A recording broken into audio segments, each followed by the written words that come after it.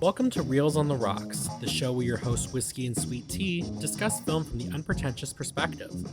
Happy Cinema-Ween everyone! It's All Hallows Eve, and we're celebrating this year with the horror anthology Dead of Night. Don't forget to like, subscribe, hit that notification bell, and as always, please be advised that spoilers are ahead.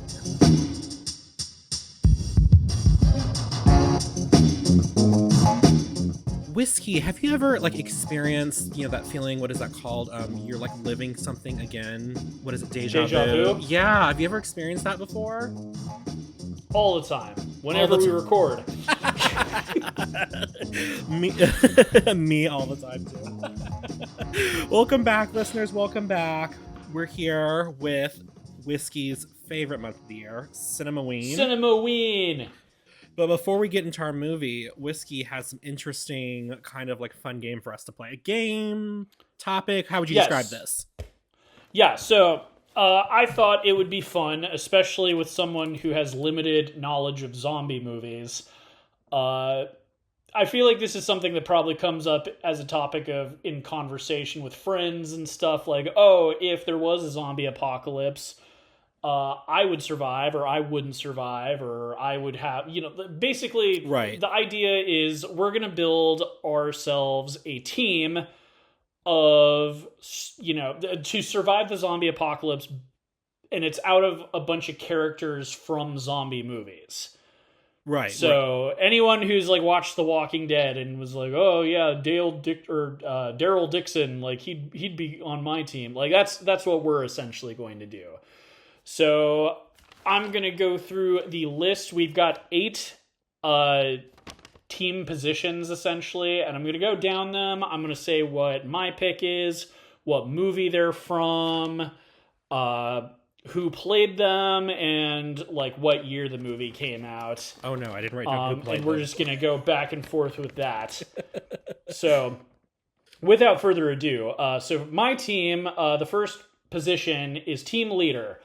And so for me, I went with Ben from Night of the Living Dead, the OG in 1968. And he was played by Dwayne Jones, famously a black actor when, the Jim Crow stuff was still going on. And that's kind of what made Night of the Living Dead a little bit more memorable, I guess you would say. It also helps that Dwayne was a really good actor. And that's... I think I've said this, I don't think I've said this on the podcast, but I've said this to T all the time, where it's I really like that, oh my goodness, Romero, he never tried to be oh, I'm so anti-racist, because he wasn't trying to make it more than what it was. He was well, so the reason, it's funny, the reason why he cast Dwayne is because Dwayne was a community theater actor in the Pittsburgh area, so because they just cast a bunch of randos, essentially, a lot of people weren't even professional actors, he just was the best actor, so it's oh, okay, he gets the lead. And especially with the ending of that movie, it has quite a turn that sort of hits different when you know what time period it is, takes place in. But the reason I picked him, besides him being a memorable leader in that movie, so with team, there's a position later on in the list that you're going to be well, isn't that team leader?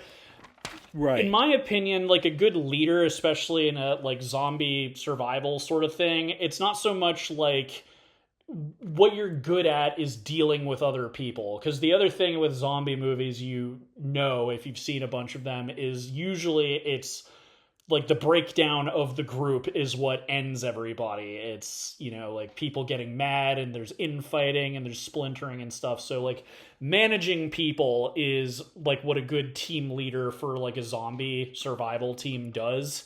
So Ben is not, an expert in combat or shooting. He's not, ex-military.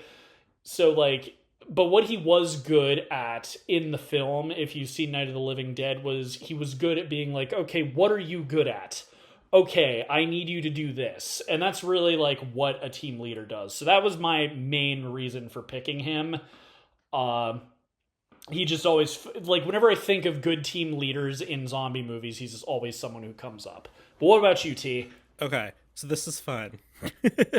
So for my leader, I picked Elizabeth Bennet from Pride and Prejudice and Zombies. Ah. Oh, that's a good one. Like, yeah, go on. So played by the amazing Lily James. And the reason I picked her, first off, she's amazing. She's badass. But what I thought was really her strong suit is twofold.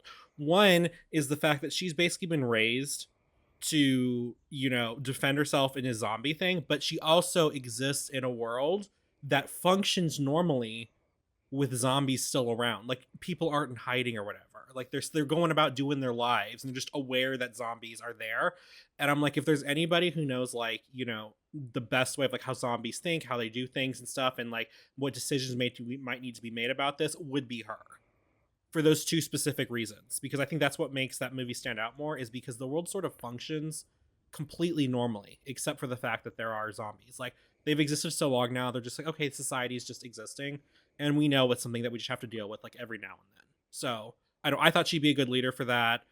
And I mean, it's Lizzie Bennet. Like, how could you not?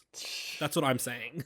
The original. I remember when that OG book one. came out, and I thought it looked really funny. But when the movie came out not too long ago, right? When was that, like 2014 or something like that? I want to say it was like 2016 or something. Like, it wasn't Okay. that. I mean, I guess it's like almost a decade now.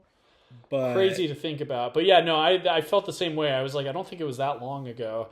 I wonder what that author has been up to, because like this is the same. So that book was the first time I'd heard of that author, because Pride and Prejudice and Zombies was a book before it was a movie. yeah. And it's the same guy who wrote Abraham Lincoln Vampire Hunter. Oh my god. So like that was like his thing. It's like, I'm gonna take like classic literature and make it like a silly horror thing. And I remember reading like an excerpt from Pride and Prejudice and Zombies. When I was like a teenager, I had subscription to Entertainment Weekly, and in the book section, it was highlighted, and I was like, wow, that sounds really funny. So good pick. I like the thinking outside the box there. All right, so next position on the team would be the Doctor. And I'm going to go for a newer Doctor. So I am going with Dr. Kelson from 28 Years Later, which just came out this year, and he's portrayed by Ralph Fiennes. And the reason he's, first off, just a nice guy. It's funny because if you haven't seen 28 Years Later, it's sort of a bait and switch. Like, you think that he's gone nuts because of like what people said that they saw him doing. Right. And he looks like he's covered in blood. He looks like a psychopath, but he's not. He's actually covered in iodine because it repels the zombies in that movie. So he can like move amongst them and they won't like attack him. And that's what I like about him is he is non-violent and he's smart. He's able to like actually think of how to survive amongst the zombies rather than like constantly having to fight them, and just things like that. Like, it's weird that he's covered in iodine and looks kind of crazy, but it works. And that's like another thing with his character in that film is, instead of killing the zombies, he has tranquilizers that he's able to like immobilize them and just walk amongst them calmly. So I feel like he'd be a good doctor.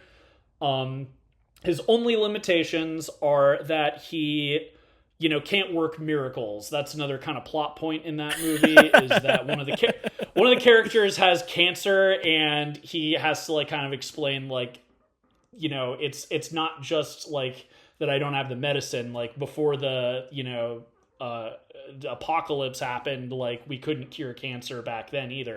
So like, he can't move mountains, but if I were going to pick a doctor, I think he'd be a great addition. And even just outside of medicine, again, like, just those cool, clever ways of like surviving without having to like, put up a fight or anything like that. I just thought he's a cool character. If you haven't seen 28 Years Later, we'll talk about it on the finale, or at least I will, but probably my favorite character in that film. What about you, T? Okay, I can only think of one medical character that was zombie related. I mean, I guess I could have looked for more, but I was trying to keep it as pure as possible, things I'd seen, which it didn't always work out. But for Doctor, I picked Anna from Dawn of the Ah, Dead. Um, gotcha. she's a nurse. She knows what's up. She knows how to prepare wounds, spot sickness. She's an idiot for most of the movie and makes some of the dumbest decisions ever, like, not, I don't know, unlocking the window before getting out.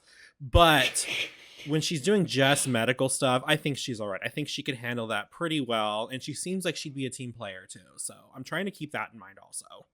She was one of the least stupid characters in that movie. Least stupid, but because she had most screen time, we saw more of her stupidity. Yes, yes. But she didn't like, endanger the entire team chasing after a dog that the zombies were ignoring. Jeez. That woman. Shout out to our past episode, by the way. We talked about Dawn of the Dead, if you haven't listened to that one. I had a lot to say about that movie. Ooh, okay, this is a good one. All right, so the scout. So this is someone who would be able to, scout out locations, kind of move without being seen, maybe scavenge some supplies. And I went with Columbus from Zombieland that came out in 2009, played by Jesse Eisenberg. So he, if you have, I'm sure most of you probably seen the movie, but so that film is based on the Zombie Survival Guide, and his character is the one who essentially wrote the survival guide. So like throughout the movie, he's talking about his rules that he lives by. Things like always double tap and cardio and, all that sort of stuff. So I like that he's knowledgeable. He's not like a super badass like fighter guy, but he knows how to survive in the apocalypse, and he kind of scavenges throughout that movie anyway. So if I were going to have someone who I would have scout ahead, I would know that he would not probably die very easily or get captured, because he has like this, list of rules that he follows that he has allowed him to survive for so long. And he's a pretty smart guy. Before the apocalypse, he was going to an Ivy League university, if I remember correctly. Kind of an awkward nerd, but whatever. I feel like he would be a good scout. What about you, T? So for mine, I picked Joel from The Last of Us. But of course the Pedro Pascal version, because we need some eye candy. So I picked Joel because what I remember from you have to do lots of scavenging, lots of survival. You have to be like able to travel like alone and take care of yourself. And I feel like he's also resourceful for all the reasons you mentioned. So I figured he would be a good choice to be a scout, because you need somebody who can handle themselves while they're by themselves. I mean, to be fair, he does pick up Ellie, but that's kind of like not like his goal. He doesn't need her. She's just kind of there. So no, that's a solid choice. Like essentially what you're doing for most of that game too is like what a scout does. And exactly, you generally want to be stealthy for most of that game. I wouldn't go as far as to say it's a stealth game, but when you have a bunch of psychotic marauders wandering around, like usually you're doing a lot of sneaking for that. So yeah. And like as much as I like Joel, I kind of agree he's better as a scout. I would not pick him as a team leader. No, I would not either. Bit of a lone wolf, a bit of a misanthropic dude. So definitely good. I feel like if the team was under attack, he'd be like, "Well, that was fun while it lasted, and peace out." Like so. Yeah. Right. No, that's a solid pick. Also fairly new. The second season came out this year. I know it wasn't super popular, but I mean at least it's relevant. All right, the muscle. So this is someone who is good at hand-to-hand combat, someone who could be a good like bodyguard, someone who can protect the camp, someone who's just like very physically able to fight off zombies. And I went with Michonne from The Walking Dead. TV show ran from 2010 to 2022.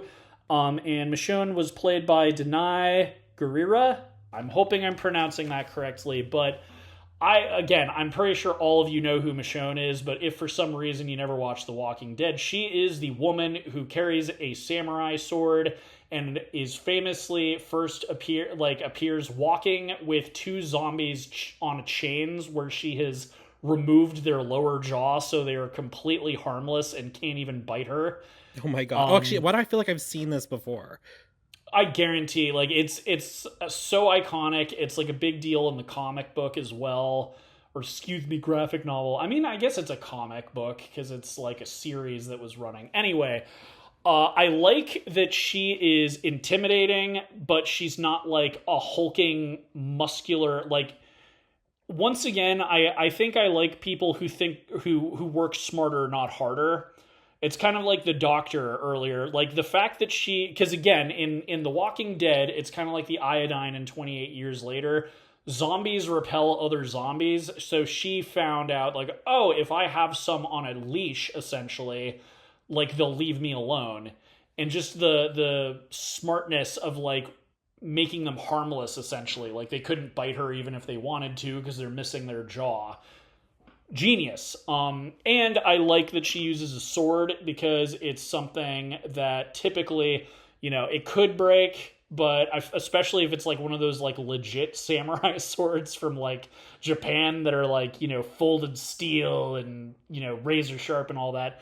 You get a lot of mileage out of a weapon like that instead of it being like a baseball bat or a beer bottle or something. So she's got the weapon, she's got the know-how, and she is like a pretty elite fighter, but she doesn't need to again, she's knows how to get the results she needs without putting in a ton of effort. And she has pet zombies. That. She has pet zombies. Basically, yeah.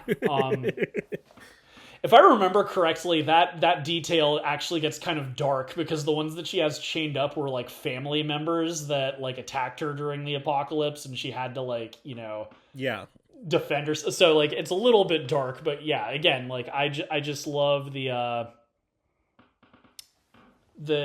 smartness of also, being able to do that. And she's regal. Like you can't have zombies on a chain and not come across as regal. It's like having like tigers on a gold leash. Exactly. No, it's like, it's so cool. But yeah, so she would be my muscle on my team. What about you? Okay, so this one, okay, I'm gonna see if you'll let me do this one. If not, I have a backup.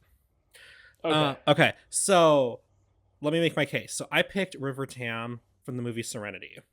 And the reason why... Oh! Do you remember the end? They're on that planet and they're basically just attacked by these hordes. And they're basically zombies. Like, they've gone mad. They just eat people and all that fun stuff. Yeah. No, that was like, in the movie, right? Serenity? Yes. So she was like that was like her whole plot line that we never got to in the series. She was genetically modified and had her brain messed with specifically to be able to fight these things off. And the fact that she can hand-to-hand combat take on these creatures and like beat like a whole like warehouse of them, I'm like, that's muscle.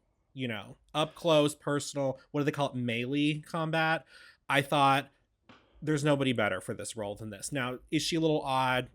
Yes, but overall, I think it would be an excellent, muscle for the team and, fairly easy to get along with.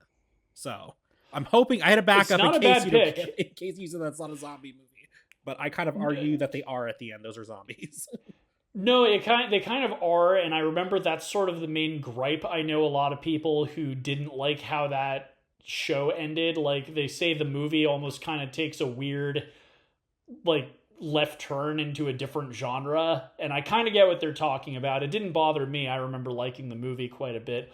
I'll let it pass, but I am curious, what would have been your backup if I had been like, nope, doesn't count? Okay, so I have never seen this movie, but this was my backup because I was Googling, zombie movie characters.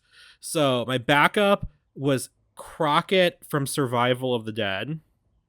I don't know if he was like a memorable character or not, but they said that he was kind of like tough guy, no nonsense, kind of gave a muscly kind of vibe. He's played by Alan Von Spring, I think is what his name is. But River was played by Summer Glau, by the way. But I just like, I don't know much about his character other than, it sounds like he'd be good to have you back up in a bar fight. So I gotcha. I think he's like a Yeah. former like something military or something. I think his name is like Nicotine Crockett or something like that. It's one of those. I actually haven't seen that film, so I don't know what to say. But honestly, no, like the first pick's a solid one, and I'm sure Crockett probably would have been a good one too. I just haven't seen the film. Ooh, okay. So this one I intentionally picked someone that I have a feeling I know who you're going to pick for this one, so I went with a different pick. If you don't pick who I think you're going to pick, I'm going to mention them just because I'm going to be shocked if you don't If pick it it. So if it's who you think I'm gonna pick, if it's who I think you think I'm gonna pick, I think I may have put them in a different role, but we'll see. Okay. Okay. So this is the driver slash pilot slash vehicle expert. So like it could just be a driver, but like someone who like, oh my God, we've got a boat. Oh my God, we have a car, we have a truck, we have a plane, we have a helicopter. Like if you can pick a character who can like drive any vehicle, that would be optimal. So what I did, I went with Steven from 1978's Dawn of the Dead because that film starts off very differently from the Snyder version. In that film, it starts off at a news station that eventually, like, you know, the zombies get in and chaos ensues. But three characters escape out of a helicopter at the top of the building. Yeah. So Steven is the helicopter pilot, and he's played by David MG. EMGE. I don't know if I'm pronouncing that correctly, but David MG. So obviously he could drive a car if they came across it, but just the fact that he knows how to drive a helicopter or fly a helicopter, I feel like that's insanely useful.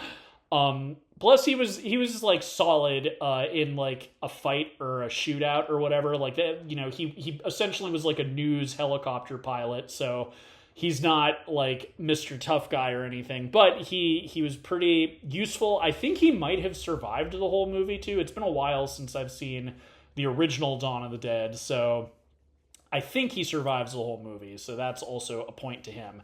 But I just felt like, again, like if someone wanted to play this game at home, if there's like another character I don't know about, I'm sure like, again, to me, the optimal pick is like someone who can drive any vehicle you come across because you know that would just be flexible. What about you, T? Okay, so you gave like no specifications on if they had to be in the same like, you know, I guess artistic format. So this one is I picked Jacques from Scooby-Doo on Zombie Island. So like imagine a bunch of live people and then like a cartoon character. Well, you could, you know, it's one of those things like I'm imagining like the live action version of him. Okay. Or like, you know, I actually, anyway, no, that's not that crazy. I don't know if I'd pick Jacques though, because he was kind of evil at the end of that movie. He was evil. However, I picked him. I put somebody else in this role and then I moved him to a different role and then I brought him back. Then I put him in it again. And the reason I ended up picking him is because with him living a life in the bayou and on the swamps, one, he can run a boat. Two, he probably knows how to fix things if they break down, not just drive them. And three, probably knows how to source very well. And then there's also the added bonus he can turn into like a giant, you know, werecat if need be. But that's why I picked him, because I feel like he had additional skills that maybe the other person I was thinking of didn't have. And I thought that other person had skills that would work better in another one. And that one person's in about 2 roles. So I want to see if it's who you think I thought about putting in there. Because I'm pretty sure I know who you're thinking of. I'm going to say who I think it is, and you don't have to reveal if it is who I think it is. Mm-hmm. But who I was just expecting you to pick, especially like in a driver role, is the taxi driver from 28 Days Later. Interesting. Okay. Because he was like your favorite character in that movie. So and that's part of the reason he was someone I would have picked. I think my pick is still kind of good because, again, I don't think that guy could fly a helicopter. But I liked his jovial attitude despite the very grim circumstances, like that sequence where they're at the grocery store and he leaves his credit card, like, oh, I'll pay for everything. Like, having someone like that on the team is just nice for your mental health, because it's like, he was such a and those taxis, man, they're so much better than what we have over here in the States. Oh my like, God. I don't know if you've ever been to the UK, but there's so much room in those things. But we have, anyway, what do we have now? But I guess I'll find out if you picked him later. Okay, so up next we have Sharpshooter. Yes. So for sure, Sharpshooter, I went with Andy from Dawn of the Dead, who was played by Bruce Bone.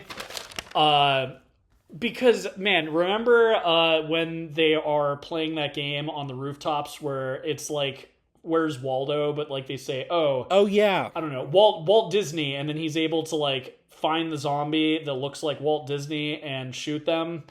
That's right. Oh my God. I can't think of it, because I know there's other sharpshooters. I feel like a lot of people that would play this game would probably pick Daryl Dixon from The Walking Dead, because his crossbow's so iconic and he's so yeah. But that was that. Who wouldn't want someone who is that good at like and accurate and like able to pick someone right, and also just like that. a casual like setting too. He's just like really good. Yes. Well, and to the point where it was like for fun. For and sport. we never really get to see him. He talks to them with like a chalkboard, but he seems pretty chill. Maybe a bit of a redneck. He kind of, he wore camo and he had a gun store, so he might have been a little bit of a redneck, but I don't know. I feel like he would have been a good member of the team. I agree. I do agree, because he was even like a nice, not nice, but like a very personable person. Yes. From what I remember. Yes. Okay. So I've never seen this movie. I had to Google people and try to decide who I wanted. And then I was like, I would find somebody, then I'd read their personality and decided if I felt like they meshed. So hopefully this is a good pick. For Sharpshooter, I picked Tallahassee from Zombieland. Nice. So it says that he was really good with like rifles and shotguns. So I thought that was good. He also has the underlying grief of losing his son. So I feel like he won't like abandon any members of the team either. Again, I've never seen this movie, so I don't know if that changes. And also just strong moral character too. That's what he's driven by, and also he's quirky. He's in it for the Twinkies. So, I was going to bring that up. He kind of has that same quality I was talking about with the taxi driver, where he's sort of just fun to be around. And just having that, I don't know if you saw Zombieland or if you just know about that little quirk of his, but just the fact that like his little mission he's going on is to find Twinkies. It's like the zombie apocalypse. You just have a side quest of like finding Twinkies.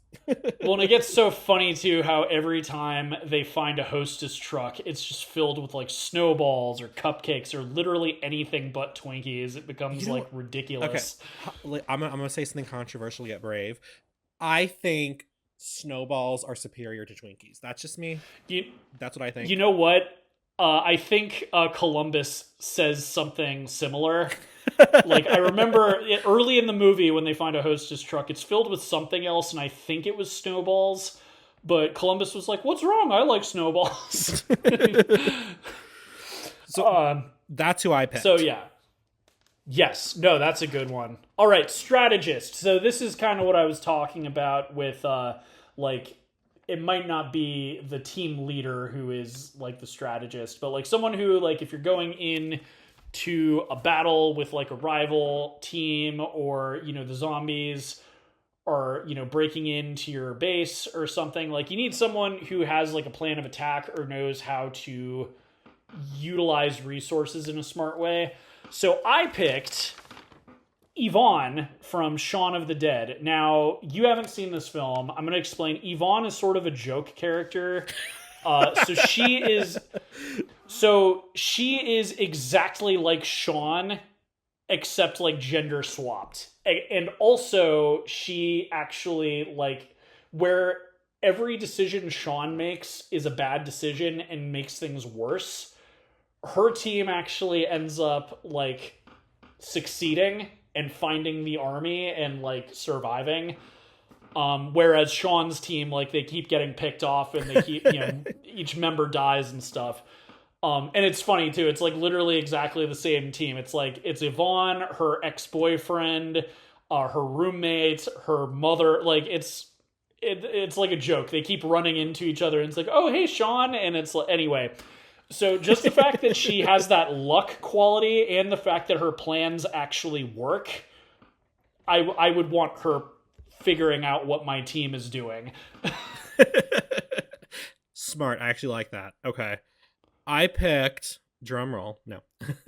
I picked Frank as my strategist. Okay. And the reason why I picked him is because not only is he able to formulate a way to contact other survivors, he's able to formulate an escape plan. He also formulates, an actual survival plan. Like, he's like the one people I remember from this actually coming up with an actual plan. Not only that, he's also figuring out ways to capture rainwater to turn into like water, keep them fed, keep them alive. So I thought he would be good. And because he was like just a taxi driver, I was like, but I don't know if he has like the mechanical knowledge to be a vehicle person. That's why because I actually have him written down and then scratched out, then written down and scratched out in the driver. Because I actually did think of that. And I was pretty sure that's who you thought I was going to pick.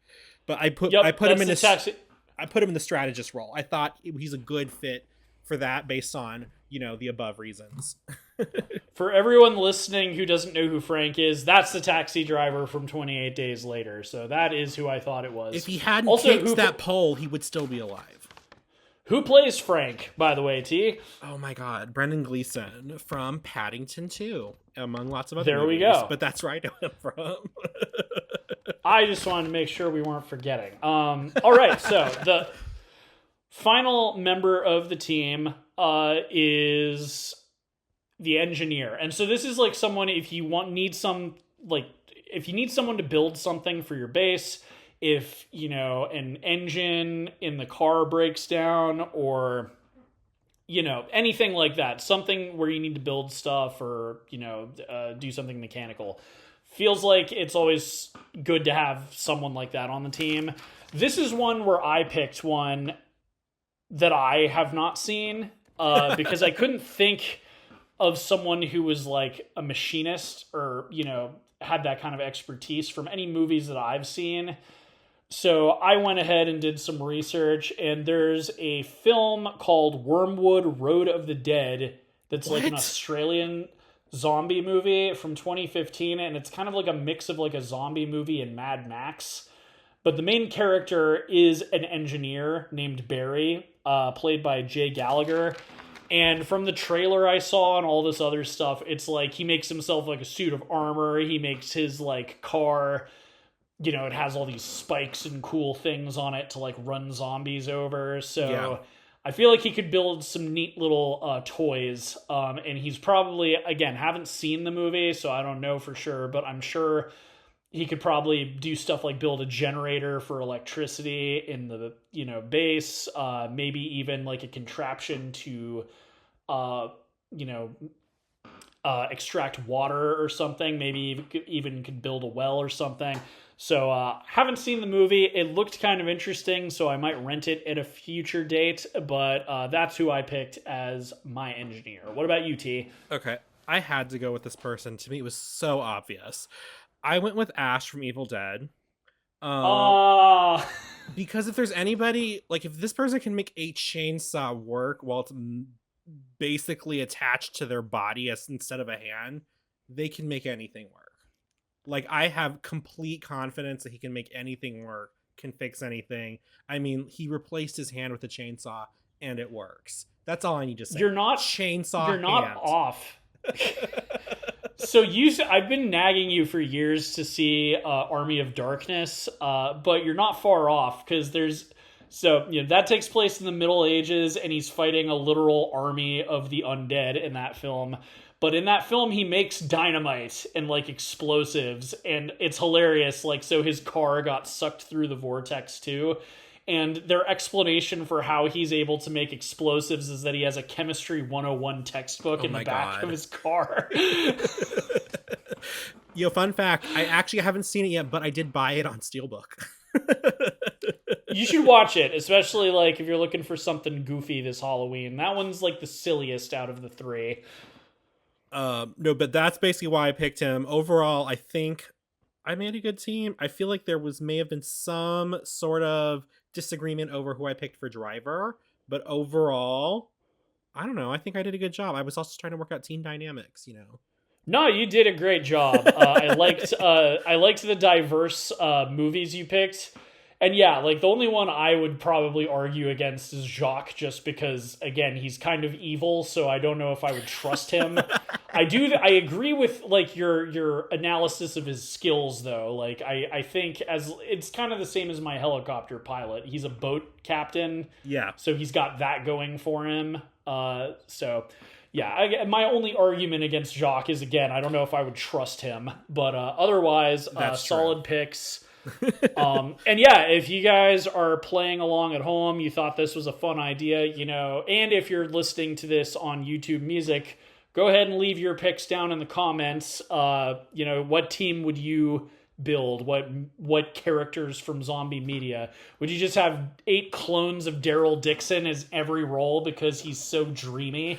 Oh my god, I thought about putting him on my team, but I thought he was too predictable. He could definitely he's a potential scout. He definitely is a sharpshooter. Like that's something he's good at. I mean, I used to have a shirt back in the day that said he was my Judas before he was your Daryl. I don't know if you understand that reference. I'm guessing he played Judas in something in the Lady Gaga Judas music video before. Really? Yeah, he was Judas. Okay, man, I need to rewatch you need that to rewatch music it. video. I'll send you a link later, but yeah. Judas. Anyway. All right, on to the meat and potatoes of this episode. What are you drinking tonight, T? Okay, so I am drinking a Deja Vu cocktail. Was trying to find the right, you know, sort of thing for this, and I decided Deja Vu kind of encompassed the entire film the best. So it's just gin, more gin, well, 2 different types of gin. You have slow gin and then dry gin.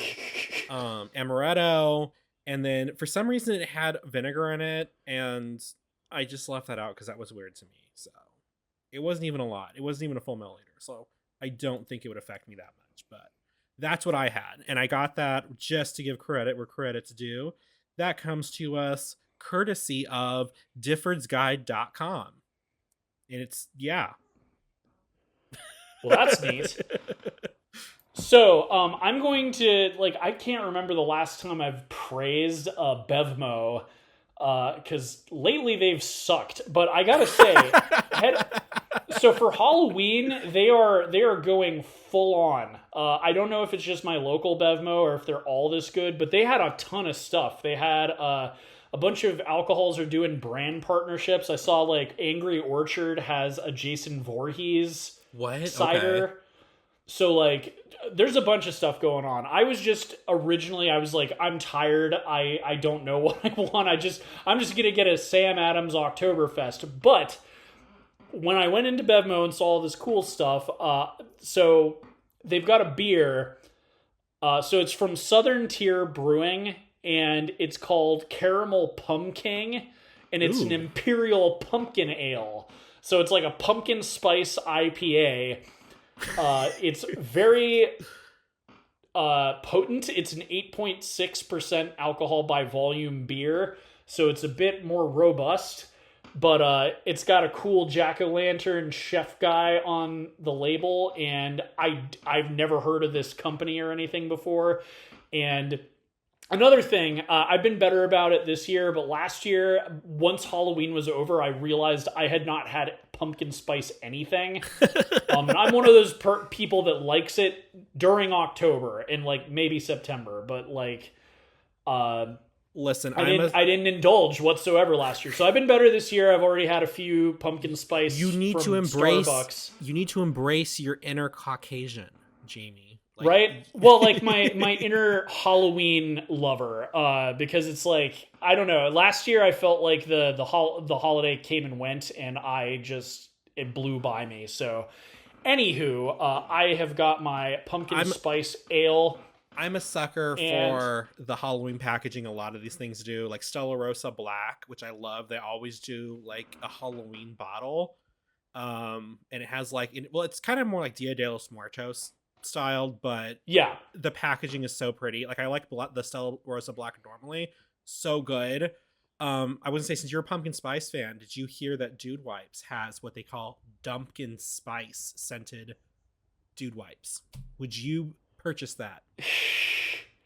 yeah, sure. I mean, like, here's the thing. Like, I do. Let me be clear. I like pumpkin spice, and I like it during this holiday. But there are people who are insufferable about it. You They know what make I it their mean? Like, I'm not like, personality. yeah, like I mean, for instance, I made it through last year without getting pumpkin spice anything. So like I will be okay if I don't get it. I'm not like one of those people where it's like, yeah, like you said, it's their personality trait. But it's one of those seasonal things that it just really reminds me of the fall season and Halloween, and I do like it. So whenever it's this time of year, I try and indulge a bit. Oh, and on top of the pumpkin spice lattes, I forget. I think this was like mid September. I got some. There was some pumpkin spice cookies that I made few weeks ago, so I did that as well. But enough pumpkin spice chalk. Let's get into the meat of the episode. So what are we talking about, T? Okay, so love this movie. Um, it's kind of a it's more of an obscure reference of a movie. We're talking about 1945's Dead of Night. What many consider the like original. I don't think it's the original, but it's like definitely the one that popularized the horror anthology concept. So this one's interesting because it doesn't have one director and it doesn't have one writer. Um, and not a lot of it was available because I have no idea why. But as you and I discussed before this, it's kind of hard to find readily available also. So, it is what it is. So, Dead of Night, 1945, British horror anthology film. A little bit different. So we have three directors. Okay, so for the framing device and I believe the first story, we had Basil Dearden. Hang on. Yes. And then for the second and fifth story, they were directed by Alberto Cavaliante. The third story was directed by Robert Hammer, and the fourth story was directed by Charles Crichton. See below for written by. This is why. Okay, so Hearstdriver. So not all of these even had writers. I can guess who the writer of the script was, but I'm guessing here. So the Hearstdriver was adapted from a short story from I believe 1906 called "The Bus Conductor" by E.F. I think it's E.F. Baez. The Golfer's Story, which was the fourth story in it, was adapted from the story of Inexperienced Ghosts by H.G. Wells. The Haunted Mirror was an original by John Baines.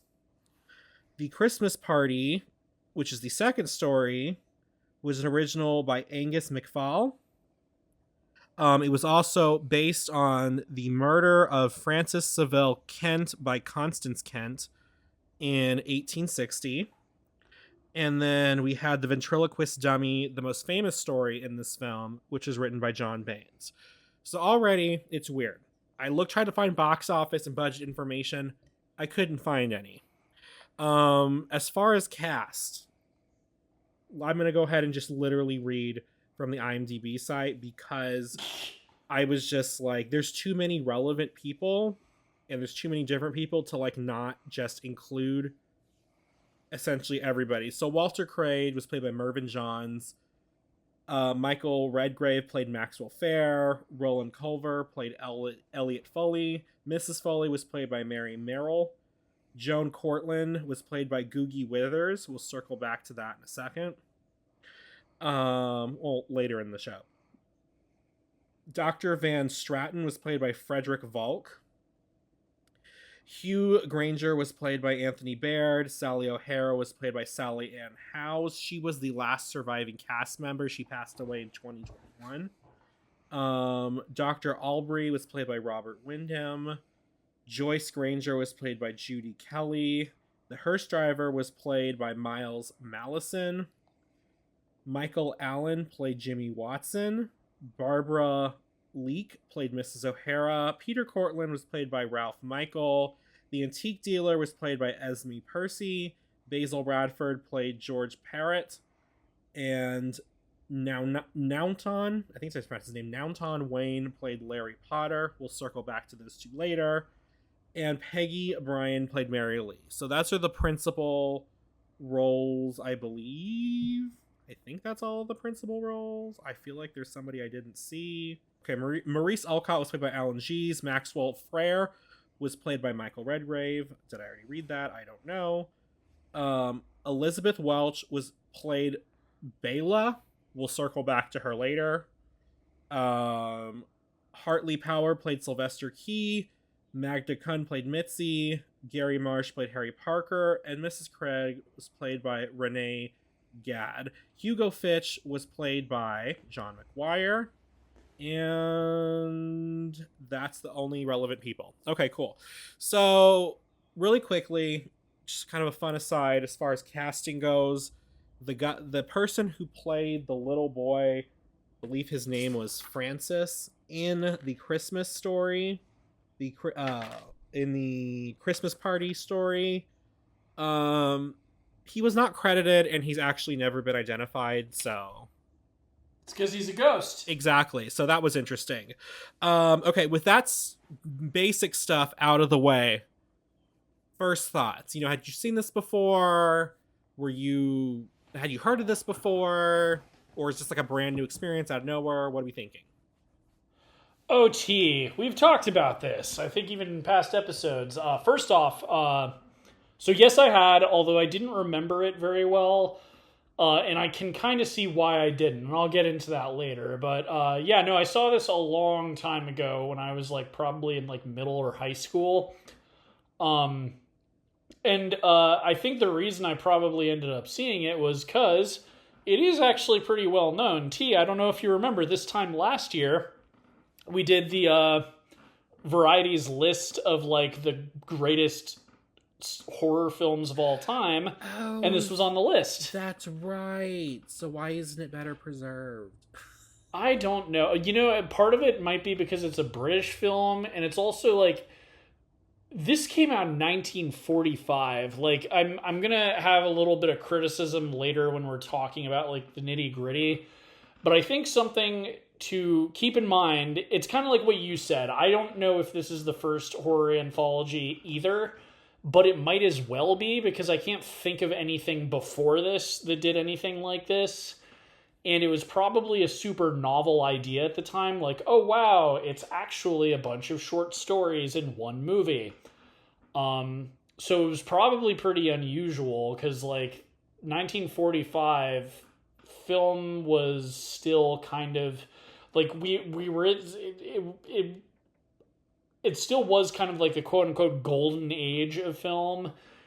So, a lot of good stuff was coming out, but I don't know. I don't think there was a lot of horror anthologies at the time. Last episode, we were talking about, and I can't believe I didn't think of this, but VHS, there's a new one that just came out this year. There's Creepshow, there's Twilight Zone the movie, there's Tales from the Dark Side, which, fun fact that I forgot to mention in our last episode, Tales from the Dark Side was created by George A. Romero. So, that TV show, even though Creepshow was, what he directed, Tales from the Dark Side essentially was kind of Creepshow, the TV show. And I forgot to mention, there was a Creepshow TV show recently as a Shudder exclusive.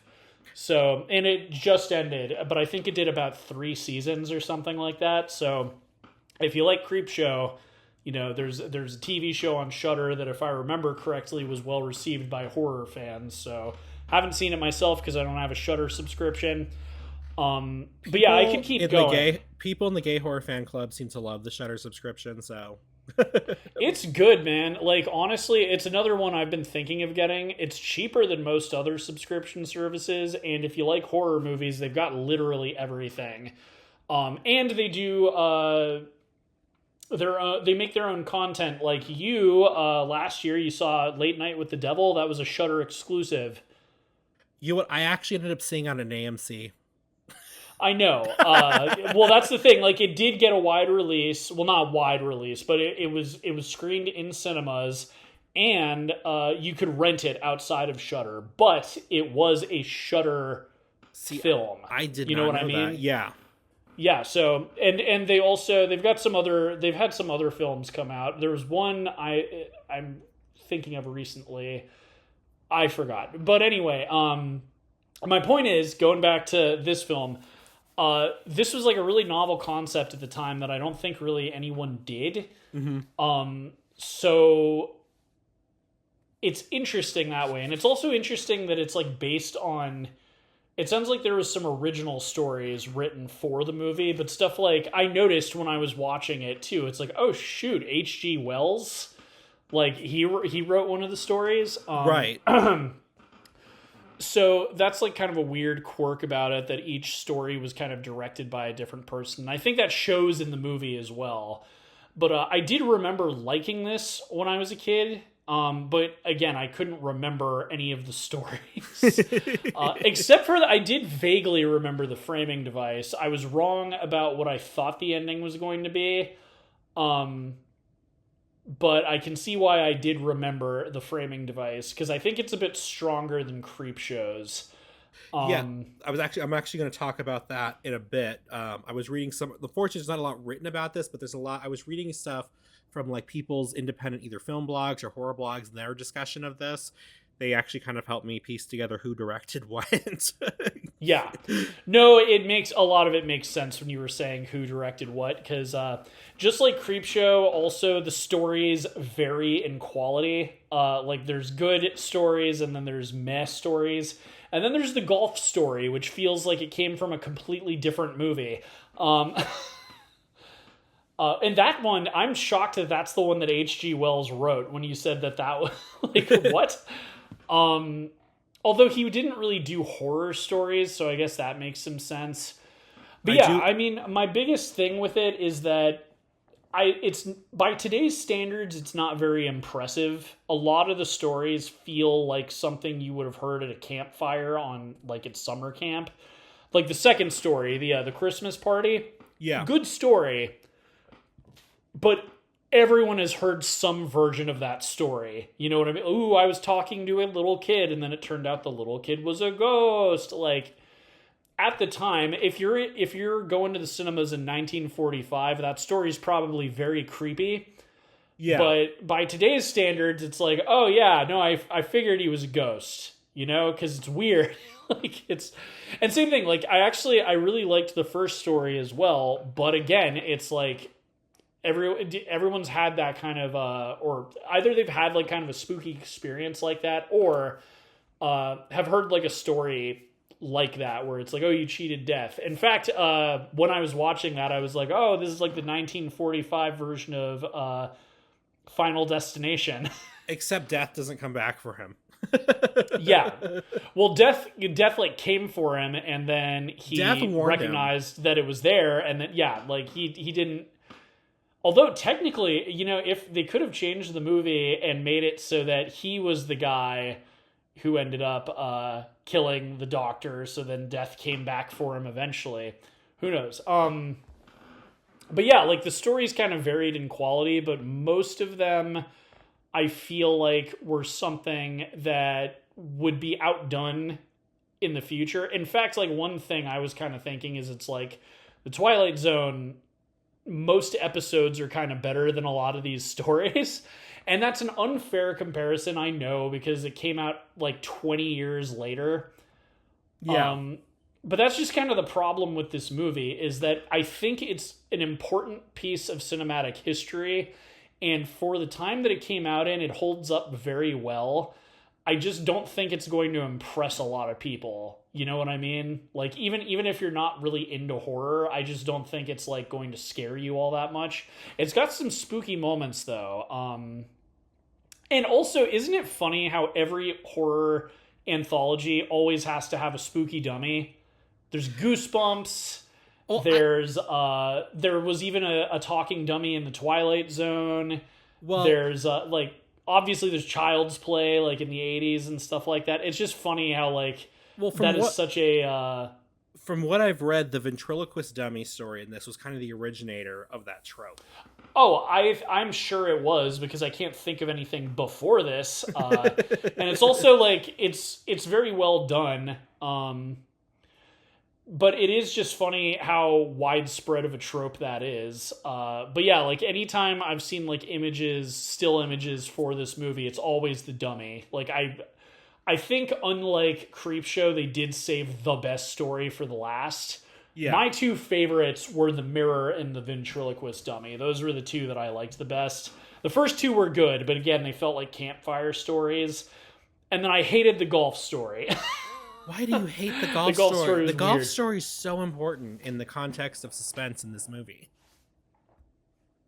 Explain.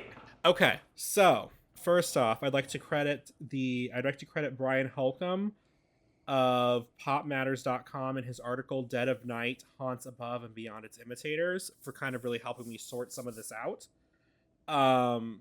As well as, let me make sure I give the other person's name to. Kyle Anderson of Nerdist.com, appreciating Dead of Night, the birth of the horror anthology. And then finally, I'd like to thank Reddit, specifically a post on the Horror Reviewed subreddit by the user Spaghetti Yoda. So I was kind of reading about this, and I even kind of noticed this in the movie. It's important. First off, let me talk about the pacing of the movie. Spaghetti Yoda makes a good point here when he says the length of these stories was well calculated. Because if you notice, they get longer as they go. They start off very short, and they get longer. And he says it's a great way of easing the audience into the style and formula of the film, ensuring not to stay within the truly engrossing overarching storyline for too long at a time. So basically, he says here that the first one is like 6.5 minutes long. The last story is like a half hour. It's like 25 minutes. And specifically, as you had previously said, if this was a new concept, it was very, very important that they were able to do that. Because if not, I think people would have lost track of the storyline too quickly. And the overarching framing device isn't just a framing device. It's like, and one of the articles mentioned it, they call it like the hidden sixth story in this. Yeah. So specifically in reference to the, what did you call it? The golf story. You said that's least. I figured you didn't like that one because it was more lighthearted, and especially when you go directly from the mirror to that. Yeah. Kind of. I feel like you were kind of saying like, it's jarring, and it's a tonal whiplash. I don't mind there being like a silly story in there. Like Creepshow, our last episode, I even told you before watching it, it's like, oh, it's basically a horror comedy. Like most of the stories in that are not very super scary or like super serious. Obviously it's stuff like Something to Tide You Over, really scary concept. But even the sillier stories, like the one with Jordy Verrill, I don't know. Like, they're still kind of thematically relevant to the rest of the story. Like, the golf one doesn't feel scary. And it's also just kind of like, I don't know. It's such a weird story. Because, like, basically the premise is it's like these two golf guys are like dating the same woman, but then they want to marry her, and it's like she can't marry two of them, so they play a game for her, and one of them cheats. And then, the other one is like, oh, well, I guess I'd better kill myself, and just walks into a pond, which is like kind of dark. I don't know. It's totally inconsistent too, because it gets kind of spooky, and then it just completely dissolves any tension, because it's like, ooh, I'm a ghost, but I don't know what I'm doing. And I'm going to haunt you, but also I'm a goofball, and I'm not doing anything scary. I'm just kind of annoying you. Which makes sense with like the title of the H.G. Wells story is like the what is it like the non the new ghosts or like The story of the inexperienced ghost. inexperienced ghosts. So like that makes sense, but yeah, I don't know. Tonally, it's all over the place because it has dark moments. It's kind of funny. Also, like the ending was kind of weirdly. I mean, you get this with older movies where like there wasn't a rating system like the MPA has today, where you can't have like adult jokes or whatever. But the ending was kind of wacky too because it's like the golfer guy, he's married, his wife is waiting in the other room to like consummate his marriage. Yeah. And he ends up disappearing, and then the ghost kind of goes in there to like have sex with her, and it's like, well, that's kind of weird. That's well, a weird ending. That's even why one of the characters even says that was improper, or what she says, or something to tell that story or something like that. So even in the context of it, they're like, whatever. But so the reason why I think that's very, very important to the pacing and tonal suspense of the movie is specifically what's highlighted in the Nerdist article. They say the golfer story is broad farce, taking the audience out of the scares and into the realm of light fantasy. But the comedic long weir, I don't know what that even is just a diversion before the film's most chilling segment. So they make that point there. And I think that's a very good, important point to make. Because much like now today, we have, I call it the delayed jump scare, where you think the jump scare is going to happen and it doesn't. People got so good at predicting when jump scares are going to happen that they basically, they came up. I mean, it's not new, but it's relatively new in the genre of horror. It's like right after you think the jump scare is going to happen, you kind of relax and then it hits you. I kind of think that was the point of this story, because the story of the mirror is very kind of dark. We have whole themes about marital discourse, spousal abuse, all that weird stuff going on in there. And then we have this story, and then we have the really disturbing story with the ventriloquist dummy. And I kind of think that the golfer story was put there on purpose to kind of like be like, so that you relax for a minute, so that the last story make sure the last story definitely hits hard.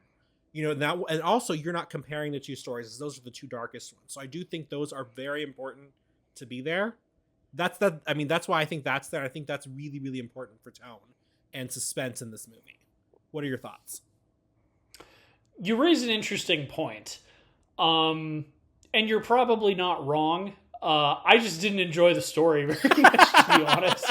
You know what I mean? Like, I think you're right. And again, like with this movie, it's very hard to especially, man, I'm glad it's you and I talking about this. Imagine like putting this in front of like a Zoomer or like a Gen Alpha kid right now. I think they'd hate this. Ooh, it's not scary. Right. And again, that's like the problem with this movie, is you really have to remember, like, this is 1945. Television didn't exist at this time. Like, I was thinking of this while watching the movie. This is going to seem like a non sequitur, but I think it also kind of highlights like why something like this might have even kind of come about at the time. So Disney, if you look at their early filmography, because everyone thinks of movies like Cinderella, Sleeping Beauty, like, or stuff from like the Disney Renaissance.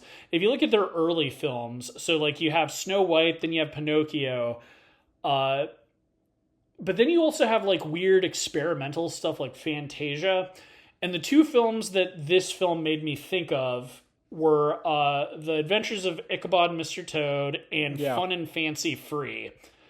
So a lot of you listening obviously have probably seen Ichabod and Mr. Toad. That one is like very popular, obviously, especially this time of year. I already watched it.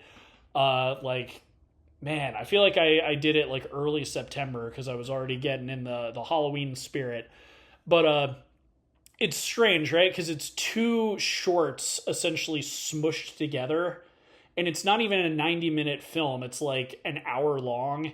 Yeah. And then Fun and Fancy Free is the same deal. And I didn't even know this was a film. I'd seen both of these shorts individually outside of Fun and Fancy Free. But it wasn't until Disney Plus existed that I saw like, oh, this is like a film. So like what that is, it's essentially Ichabod and Mr. Toad with a framing device where it's like some kind of like party with well, I guess it's not even that. It's weird because it's like Jiminy Cricket is like in a library and he like reads a book, and that's like the first story, and then the second story is like preceded by like a birthday party with kids, and they have a ventriloquist there, and then like they tell the story of like Jack and the Beanstalk, and then that's Mickey and the Beanstalk, whatever. Like, and then the first story was Bruno the Bear. Anyway, Yeah. both of those movies, it's like weird because it's just kind of it's the sort of thing that you would see as like a special on television. Like, it's weird that like two shorts would essentially be smushed together, and you need to come up with some weird like framing device to make them all make sense. Fun and Fancy Free is the weirdest. If any of you like have a Disney Plus subscription, and if it's still up there, I'd recommend checking it out because it's bizarre by today's standards, and it's also funny because the ventriloquist in the movie was genuinely like a popular artist at the time. Like, it's so funny today. Like today we've got Jeff Dunham. He's like the one person who is keeping ventriloquism alive. Yeah. But outside of him, it's like considered this creepy thing that only weird nerds do. But back in the day, his Fun and Fancy Free and Ichabod and Mr. Toad also came out in the 40s. So like maybe that's also kind of why this invented like the creepy ventriloquist dummy, because at the time in the 40s, it was like the hottest kind of entertainment. Like, oh, I got tickets to see the ventriloquist on the weekend. Right. I'm taking the wife to see the ventriloquist. Anyway, that seems like I was rambling, but my point is, like, this is a period of time when television didn't exist, and the idea of, like, going to the movie theater to see, like, essentially what would be television in the future is kind of, like, it was normal at the time. And this was also the time when it's, like, movies had a newsreel and a cartoon and two movies, so there was the A and the B movie, and then the trailers came at the end.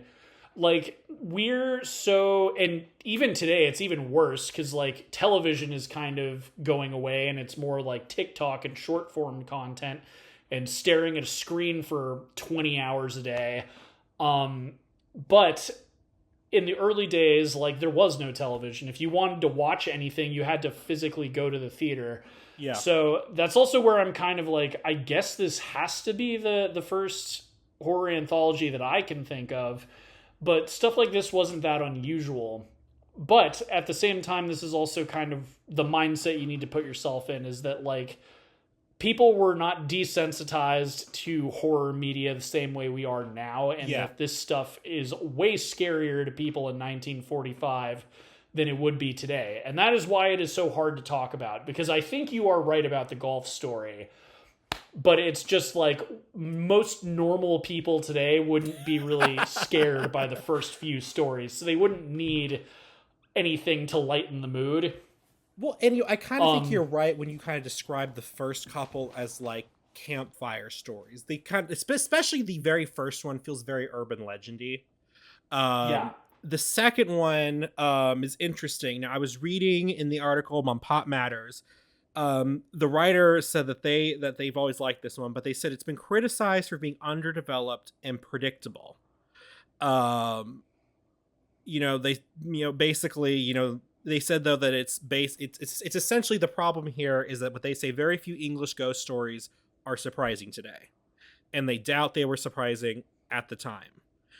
But they do say the important thing in that story is mood, and I do think they're right. That one is it's less about the story scaring you. It's really more about the mood putting you ill at ease. They talk about in this article how it starts off with, just playful Christmas party, children running around hide and seek. But as they venture further into the house, the mood and the tone of the story does shift. And it's really kind of, more of a discomfort as to what's going on. Like a mild discomfort, not even like a big one. And I do think that's really more the point of the story. That story was never written or adapted really to be like the terrifying reveal that it's a ghost. It was kind of just really just something to put you more just ill at ease, if that makes sense. Absolutely. Well, and also like it's hard to be scared when the ghost is like such a nice little boy. Um, it's more like I think you're right. Like it's more about mood. Mm-hmm. Um, because there's something spooky about like you're in a party, you should be surrounded by people, and yet because you're like playing hide and seek, you're like alone and no one can find you. Yeah. And also, she finds like a secret room where the boy is, Right. She's like, oh, and also just kind of I love how she comes downstairs and she's like, oh my God. And I came down and then it was just like, I found a secret room behind a wardrobe that's fully stocked, has people in it and a fire. And I'm like, girl, really? Say that again, but right. slowly. Well, and that's kind of what you were talking about with it being predictable. It's like I don't know because I'm not from 1945, but you would think anyone with a brain would be like, this is really weird. I'm pretty sure this is a ghost. Because why would no one seem to mention this room? Like, oh yeah, my cousin, he's like 8 years old and he's feeling kind of sick. He's over in this, like, no one would have told you that. But that's a little spooky. And the other thing that's kind of spooky is just the idea that his sister murdered him. Yeah. It's like one of those, and supposedly, if you look closely, you can see her in the background. I didn't see Ooh. her, but supposedly she's somewhere in the background. Dang it. Maybe next time I rewatch this, if I remember that that's a thing, I'll check. Because that would be spooky if that's something you can see, like her looming back there. Yeah. But yeah, like that's the other reason I describe this one as campfire-esque, is because it's, again, I've heard stories like this where it's like, ooh, I was talking to, you know what it reminds me of? You've ever been like to a haunted location that has a tour? Yeah. There's always a story, like near me, Winchester Mystery House. Yeah. And I know there's like stories where it's like, oh, this kid got lost, and then they found like, oh, there was this nice lady and she was wearing like this Victorian clothing and she led them out. Yeah. And it's like, oh, we don't have anyone there who looks like that or works here. Like that's what that reminds me of. Yeah. Because that's like kind of the setup. It's like, oh, there's no little boy here. Like it's just us. Well, and then that realization of, oh my God, it had to have been the ghost of the dead little boy after he was murdered by his sister. Well, and I think, and one of the reasons why I really like your description of campfire stories is because, first off, they're a nice lull into the story, but I feel like campfire stories, the story itself is not supposed to be scary, but just the fact that something's off in them is supposed to kind of just be slightly, like, you're not scared, but you're slightly unnerved, especially when you think about the environment you usually tell campfire stories. Like, you can probably relate to this from your years as a Boy Scout. You guys are just, like, technically, like, alone in the woods. Hearing a scary story. Yeah. Yeah, the environment does the heavy lifting, and that's where I think what you were talking about with the mood in this one. Exactly. It's very spooky and somber. And that too, you know what? I'm sure we were gonna talk about it later, but I will say the music in this is a standout, and it's like shouted out at the beginning of the movie that it was filmed with like the London Philharmonic Symphony or whatever. Right. The music in this movie is great at spooking you. It's very creepy music, but it's also very like bombastically creepy, if that makes any sense. Like especially the ending, which we will get to later, yes, obviously, in the review, but like the music does a lot of heavy lifting with what makes that ending sequence so scary. And the other sequence I think that's really important in is, and it's the first time I noticed the score, which is in the Haunted Mirror story. The juxtaposition between the bombastic horror when he sees the other room in the mirror versus when he's not looking at it. It really does provide, just sort of just this like larger than life feel to what's happening to him, or what he's seeing is bigger than him, and he just doesn't realize it yet. We now get that, he doesn't. And no, I think you're right. The music in this was really, really good. Imagine how good it would sound if we had like a really good copy that we were watching. So I do think, unfortunately, the copy that Plex has, which listeners is where we watched it, it is available for free right now. The sound was not in the best shape. But no, yeah, the music is definitely stand out. I love the opening titles of this film. Very good way of kind of just setting the mood and the tone. Music was good. I agree with you there. The music was really, really good. I Yeah, went. and shout out to Plex. It sucks. Oh my god! Avoid watching things on there. Right. So I guess we're never getting a sponsorship from Plex. Um, sponsorship Oh opportunity gone. no. We Um, lost out on $5 whole.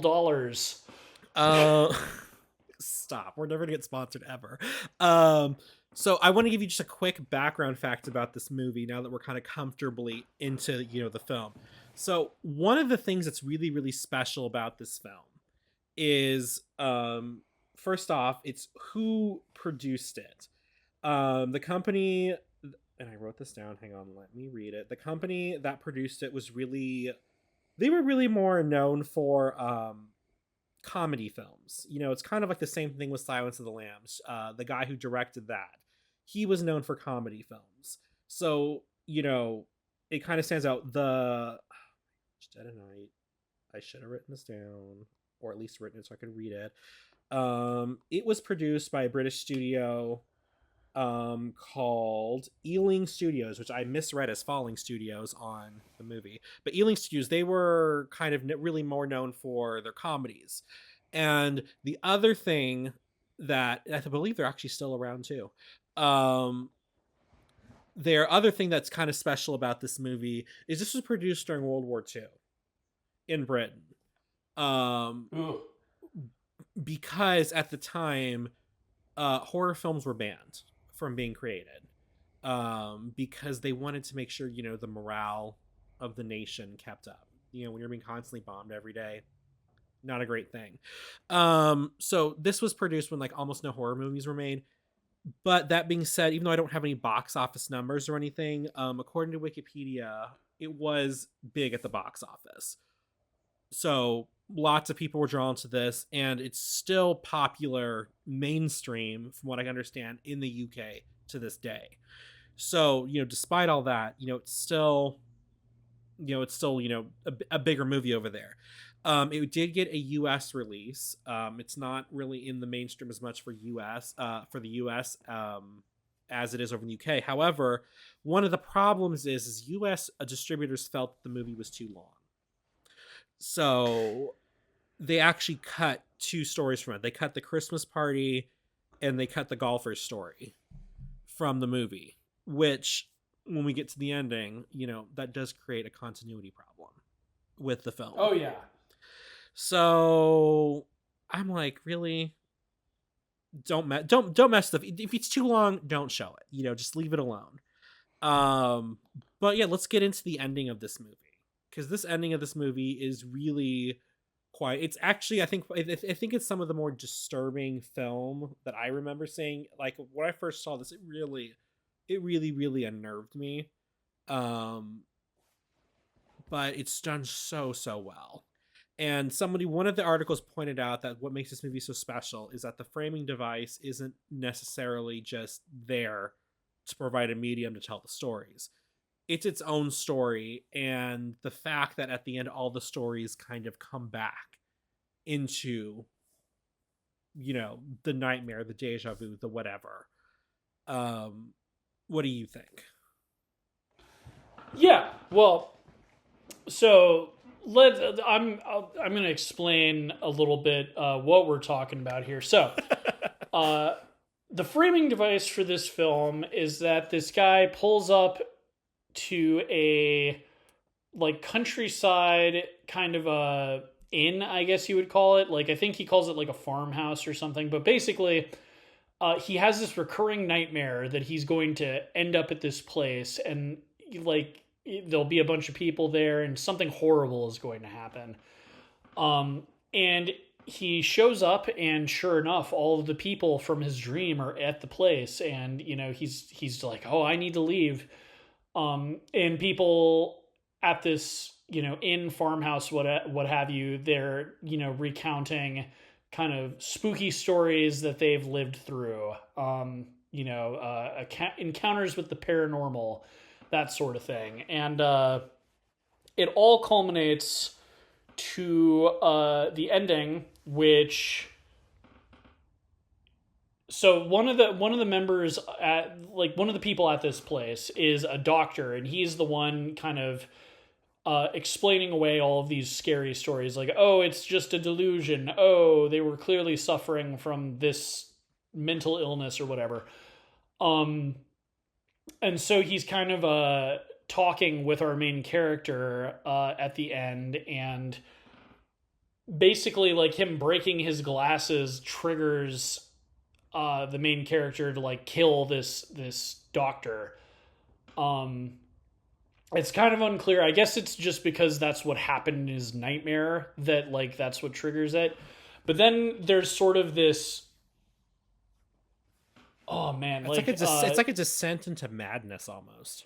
descent into madness, but it's also just like a fever dream of all of these past stories kind of coming back to haunt him. And he's in all the stories. He's in all of the stories, except the golf story. The golf story didn't show up for that ending. It was montage his only that I happy noticed. moment. I guess so. Which is also why like cutting the Christmas story would the Christmas party story would be kind of weird, because that's like part of it is he's getting chased around by all the little kids. Yeah. He's hiding in the tower. So like after this just fever dream of insanity, he wakes up from the nightmare he's still having. And then, after that, it's like, oh, well, dear, you know what you could use? Some time out in the country. And then the film starts all over again, essentially. Like the end credits are happening, but oh my goodness, he's pulling up on the farmhouse. Well, he gets the call again, which is why he said he goes there to renovate this place too. And she's like, oh, this is perfect for you.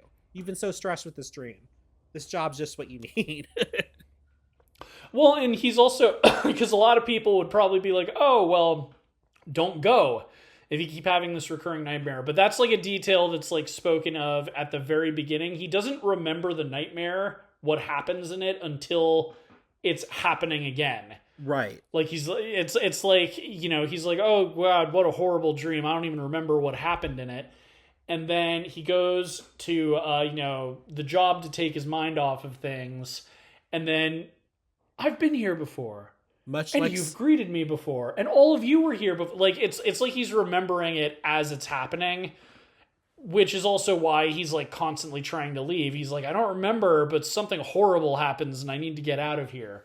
So like, I said that the mirror and the dummy are my favorite story. The framing device is my favorite story. I wasn't like counting that, but like if I'm going to count it, it's your favorite. There's a reason I remembered the framing device and I didn't remember all of the other stories.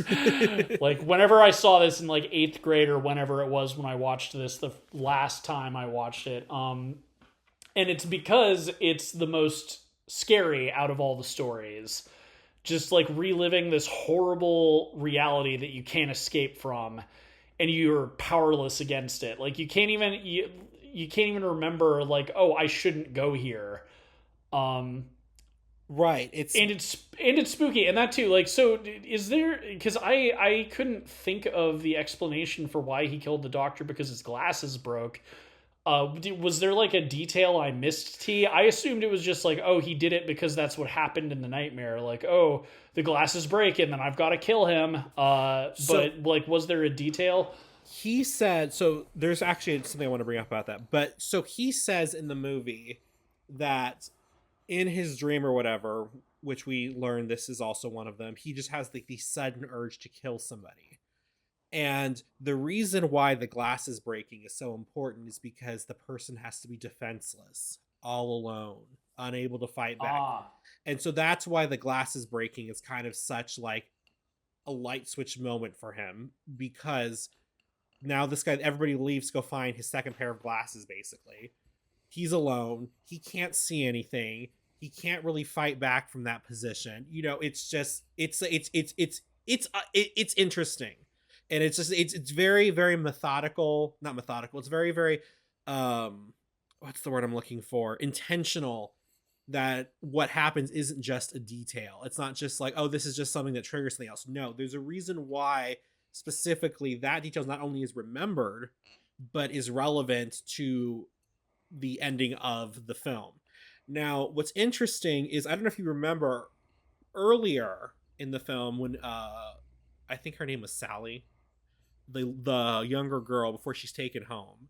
He says, "Oh my god," he's trying to recount what happens, and I guess at one he says, "Oh my, I savagely beat you." You know, he mentions that he does that to her in his dream. So what's interesting about that is not only is he reliving this dream, but there's like different versions of this dream because that doesn't happen this time. So you kind of have to wonder if that's the horrible thing he does in another version of the stream or the one he had last night. You know what I mean? Absolutely. And Because so I forgot about that line too. You're right. Like, so it makes you wonder, like, does he just like kill a different person depending on who's the most alone and defenseless every time he lives this out? now what's interesting about the ending, well, besides the fact that it's very well done, is it does leave it open to they're not open, but there is enough there that there is some discussion as to if the end is reality or not. Now, according to the Pop Matters article, they said after Craig wakes up, he receives a phone call from Elliot Foley inviting him to his home for the weekend. But there is an objective cut to Foley on the other end of the call. We see him existing outside of Craig's dream. So is this reality? So it creates, they show just enough to create the question of, is this the real time or is he looping again? Which I think that's cool. I think that's pretty awesome that they, like, even the ending is questioned. I mean, besides the fact that I guess the idea that it could be looping again is already brought up because it's already looped X amount of times, but the fact that they throw that in there to create discussion, I think is really interesting. The ending of it, though, some of the shots, I don't know if you got this vibe, it reminds me of Psycho. Yeah, a Ending little of bit. Psycho. It's definitely kind of disorienting. Yeah. Especially the thing that used to give me nightmares when the frickin' puppet gets up and starts walking. Yeah, because it's clearly just like a child or a little person in a wearing a mask and stuff, but they do a good job with like maybe it's forced perspective. I don't know. Like it's spooky. It's something about its dimensions are just off enough. Like its legs look too long or something. I don't know what it is about it, but it gives me the creeps. I don't like that. But another cool thing about this ending is it was responsible for, I think they said, a development of a theoretical theory of the universe called the I wrote it down here, called the steady state theory. So somebody who saw this movie was so intrigued by the ending that it led to a development. It's now been debunked, but it led to the development of Fred Hoyle's steady state model of the universe, which was developed in 1948. It says that after Hoyle, Herman Bondi and Thomas Gold viewed the film and speculated, what if the universe is like that, referring to its circular plot. So basically that the idea, not that matter's always being created, basically that matter's being, what did they say? I tried to understand what this theory was. I'm not good at theoretical physics. But basically what it says, it's an alternative to the Big Bang Theory, and it says the density of matter in the expanding universe remains unchanged due to a continuous creation of matter. Apparently this solid state model or steady state theory has been debunked and disproven. But the fact that this movie was so thought provoking that it developed a model of theoretical physics, I think is pretty cool. I think that's pretty cool too. I also wonder, so like I'm getting this from Futurama, but like I don't know, maybe that's what this is, but like there's an understanding of the universe as being like, some people wonder if like the universe is cyclical. Yeah. And that's, again, this is from Futurama, but there's an episode in that where they invent a time machine, and the time machine can't go back in time. So like they Interesting. screw up, and they go way too far into the future, and they just ride it out because they find out like, oh, after the universe ends, another Big Bang happens, and it just all repeats. All of the same stuff happens all over again. So it's like, oops, we missed our spot. I guess we got to go through the whole universe again.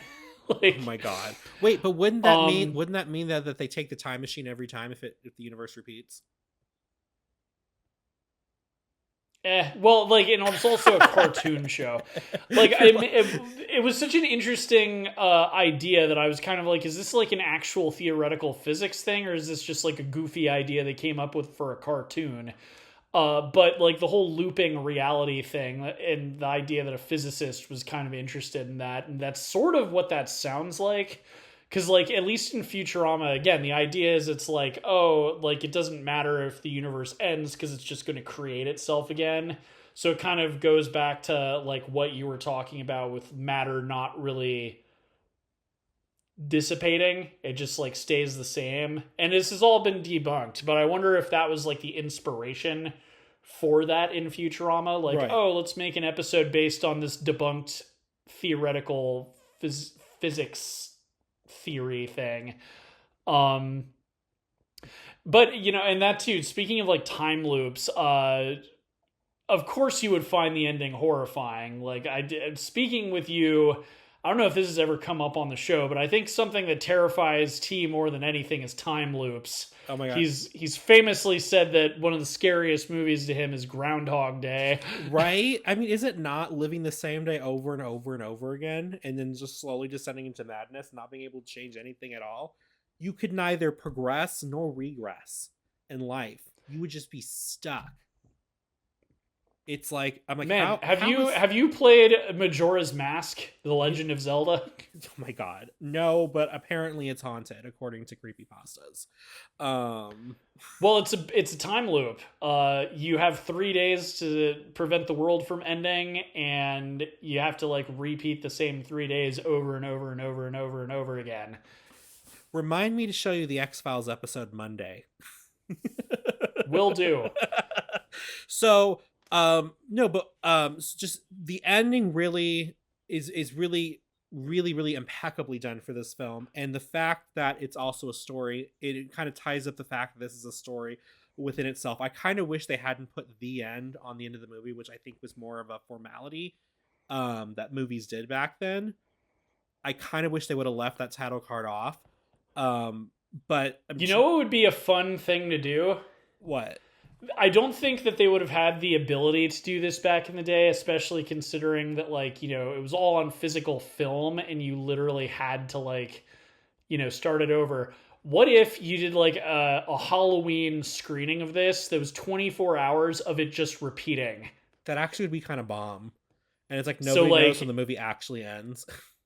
Yeah, you just, because, like, you'd obviously have to, like, but basically it's like when he, you know, leaves, instead of having the end show up, it just goes back into the same movie over and over and over again. That would be endlessly. Cool. That'd be a sick idea for like a Halloween screening. I mean, like, I wonder how many screenings people would stay through until they got wise.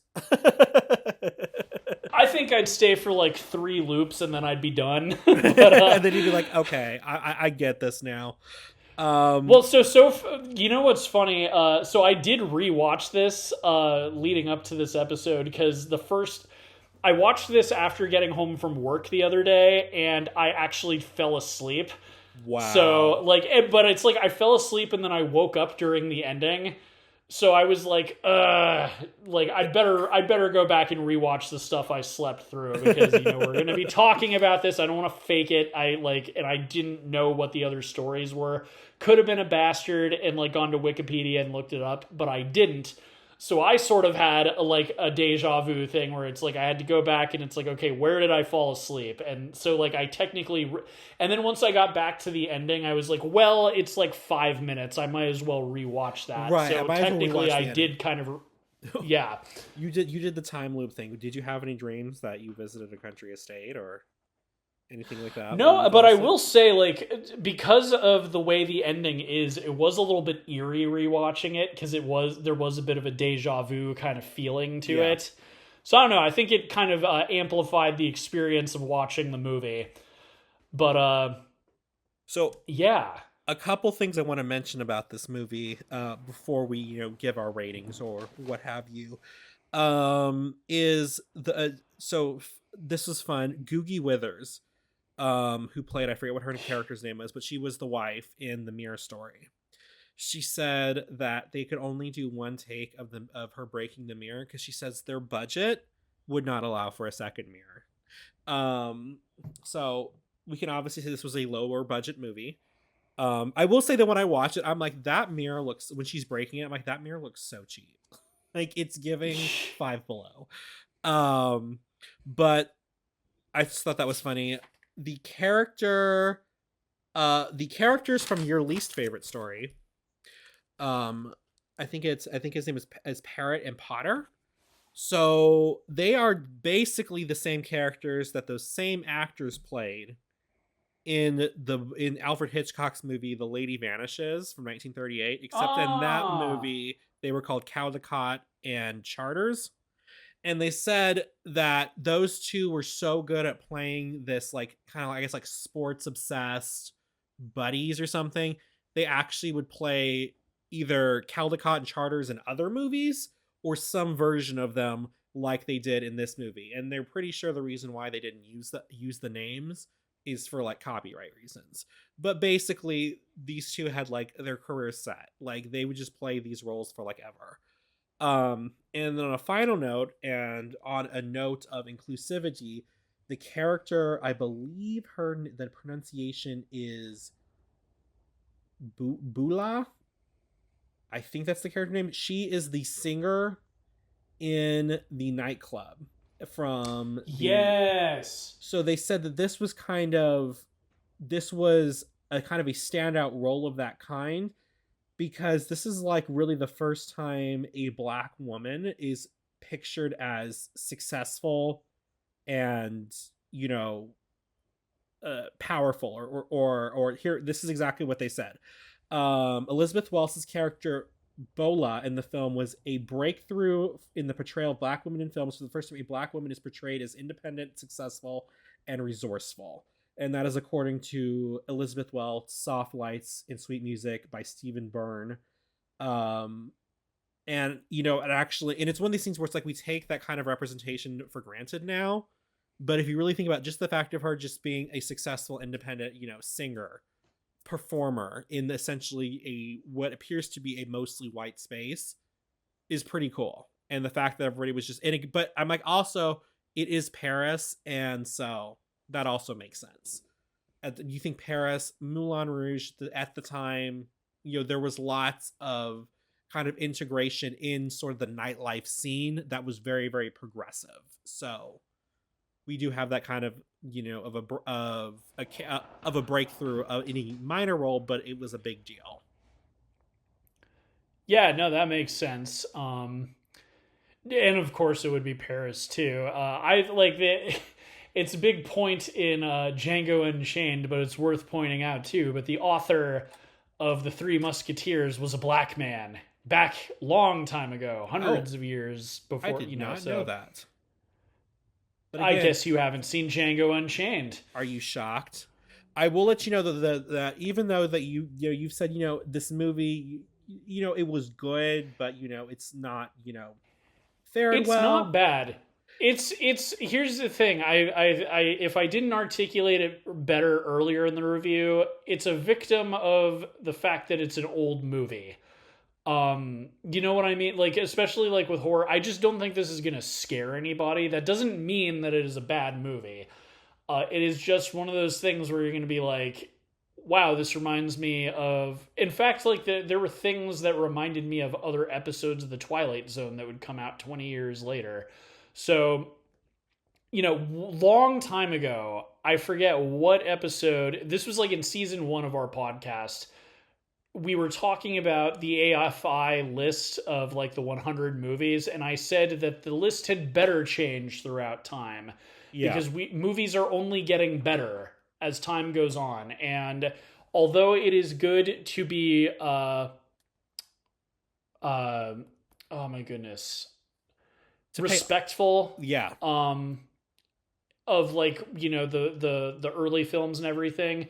Just because they were the first to do something does not mean they were the best at it. right. And I think that is an example of this. I don't think it's a bad movie. I'm going to give it a solid score for sure, because it's I think it holds up. This is definitely a It's case of this movie walked so future movies could run.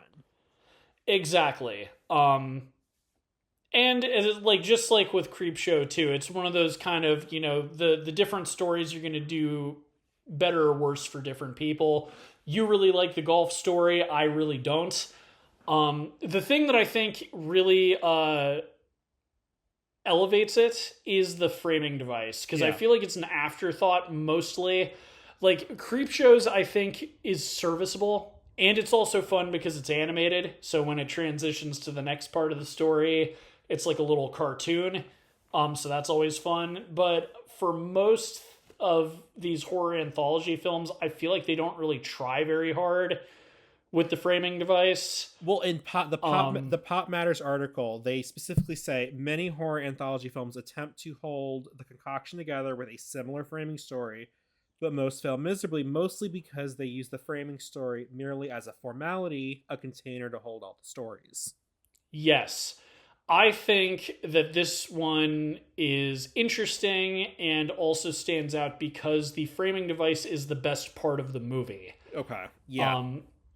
At least in my opinion. Again, like if I'm counting it as one of the stories, it's my favorite out of all of the stories. It's the creepiest. It's the one that holds up the best as far as like conceptually being disturbing. Mm-hmm. And it's the most memorable part of the movie. Again, like I have seen this film before, but I have only seen it once. And the fact that I remembered like the plot to why he's hearing all of these stories is memorable to me. I could go, so there was a Tales from the Crypt movie from the 70s. And I remember that one has the most boring framing device, which is everybody's dead and they're recounting how they died. Oh my god. You know, wait, and you just unlocked a core memory for me. I remember sitting in health class. I think it was a movie called Nightmare on Drug Street. And oh boy. literally it was like these three kids in like some disturbing afterlife, all recounting how because they did drugs they're dead and what their stories were. Yeah, basically like the 70s Tales from the Crypt movie, that's kind of what it is. It's funny, that movie, I remember one of the stories very vividly because it's really good. I'm not going to get into it because we're not reviewing that movie. But yeah, like I think what makes this one stand out is that the framing device and the thing that's connecting all of the stories is the strongest story. And I wish that were the case with more of these horror anthologies. Creepshows, I think, is good. As I said, it's serviceable. It does what it needs to do, and it's more for laughs than anything. You know, it's got the beginning and the ending, and then it's just like a cool little animated thing in between stories. You know, where it's like the comic book is, you know, blowing out of the trash, and then the pages turn, and we land on the next story, and stuff like that. But like I can't even remember. It's like the flip side. So there's the Twilight Zone movie from the 80s. I don't remember what connects all the stories together. I just kind of feel like they happened, and I'm probably wrong about that. But that just goes to show that movie, I don't even know what the framing device was because it was probably not thought through very well. Let's say two men are in a car driving a country road that night. The conversation turns Don't read the whole synopsis. I'm not. I'm reading the prologue. Turns to what episodes of Twilight Zone they find the scariest. And then I remember the prologue because it's actually kind of funny and has a bit of a jump scare at the end. But that's the thing. I remember the prologue for the Twilight Zone movie. I don't think that. Well, and I know the prologue doesn't like continue from what I remember. So no, it doesn't. It looks like there is not really it kind of let me see. I guess there's just I guess it kind of just connects back to the first story at the very end of the last one. There's not really something between, it seems like, between the stories. Well, anyway, that's like my 2 cents with this. I think it's a really good movie. My main criticism is that I think that it is a bit dated because of the time that it came out, and it's not going to impress anybody who isn't like a film scholar or someone who appreciates film history. Like, if you just showed this to some person, I don't think that it would be very memorable or impressive to them. Well, and I think that's unfortunate. According to Time Out, they conducted a poll with several writers, authors, actors, directors, and critics who have worked in the horror genre to vote for their top horror films. Dead of Night placed number 35. And then my least favorite person placed this as number 5 on his list of the 11 scariest horror films of all time. So, yeah, basically, like you said, film scholars. I mean, I like this movie. That's like my thing. I think people like you and me will appreciate this because we're thinking of the history. We're thinking of when this came out. We're thinking of things like, I didn't realize... It's funny, looking back at it, it's like, oh yeah, everyone in the film was British, but I wasn't thinking of it being a British film during World War II. But that's a big deal. Like you said, that mirror looked cheap. It's because they couldn't use resources for movies because they needed all the resources they could for the fucking World War. Oh my God. So, like, it's... Stuff like that makes the film really interesting and memorable. But yeah, like, I feel like if you just showed this to any random average person, they probably just wouldn't be very impressed by it. And that's sad. But that's just sort of the reality of the situation. Like you said, this film walked so Creepshow could run. Exactly. This walks so Twilight Zone could run. This, especially because I think they reuse a couple of the stories in the Twilight Zone. Just a whole bunch of stuff. The Outer Limits, all this stuff. The big horror anthology right now that's been going strong for like over a decade is the VHS series. Yeah. The VHS Halloween just came out this year. It's the 8th installment of that. So horror anthology is still going great. What are they going to do when people forget what VHSs are? Are they going to call it DVD? Oh man, don't scare me like that, T. But yeah, Blu-ray, the movie. Yeah. Once physical media is completely gone and no one owns anything anymore. Ugh. No, but just because I already kind of articulated my feelings on the film, I think it's really good. It was fun rewatching it. Do not watch this on Plex.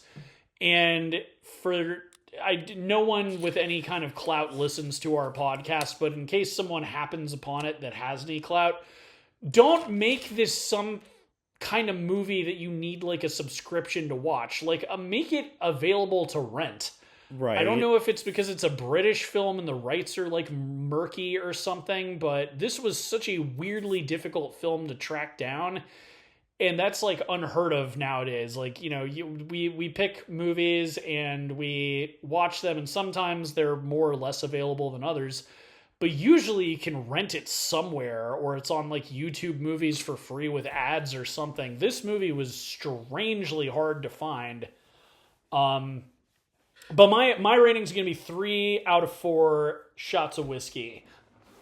So, good news on that front is Kino Lorber released a Blu-ray edition of the film, licensed by Studio Canal, in 2019 that featured a 4K restoration from the original film elements. So, if you buy a physical copy, you should be able to get one. I'm going to give this 3 out of 4 pictures of sweet tea. Very, very good. I kind of like this. It feels very like a lot of it to me feels like a classic ghost story, of which I'm a big fan of. Like, just classic ghost stories that just have that kind of spooky feeling to it, without becoming, I don't know, something like something about it. It just like, I don't know, something about it to me keeps it at an elevated level of a horror film. It's like it has a respect for the genre of the classic ghost story, which I really, really appreciate. 3 out of 4 for me. Great watch, very fun watch. If you can get your hand on the physical copy, I would recommend watching it that way. But what do you think? Do you think this movie sucks because there isn't any nudity or gore? Do you think the jump scares were weak? Do you think that, I don't even know. Leave your thoughts in the comments if you're listening to this on YouTube Music. If you're listening to this on any platform, check out our backlog of episodes. We've been doing this for like 5 years, pretty much at this point. So we have tons of episodes. If you need more Halloween episodes, we've been doing that consistently for like the last 5 years. So pick something. But we are finishing up the year very soon, which is crazy to think about. It's blown by, but we've got 2 more movie reviews coming out, and then we're going to have our big ol' finale at the end of the year. So hopefully you guys will join us for that. But until next time, I've been Whiskey. I've been Sweet Tea. Keeping it Kino. And suck it, Scorsese. Happy Cinema-Ween, everybody. Talk to you very shortly. See you all for the thankful season. Bye, y'all.